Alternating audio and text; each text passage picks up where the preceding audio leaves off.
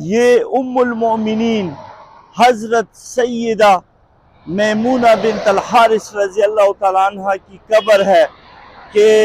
آپ صلی اللہ علیہ وآلہ وسلم کی زوجہ محترمہ تھی۔ آپ صلی اللہ علیہ وآلہ وسلم نے مدینہ سے ہجرت کے بعد جب مکہ میں داخل ہوئے تھے تو ان کے ساتھ شادی کی تھی۔ ان کا اپنا اصلی نام،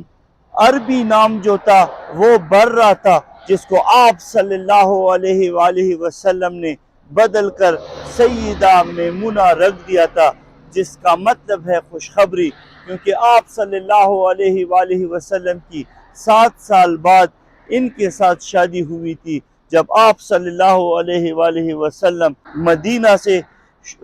اپنا سفر شروع کر کے مکہ میں داخل ہو رہے تھے،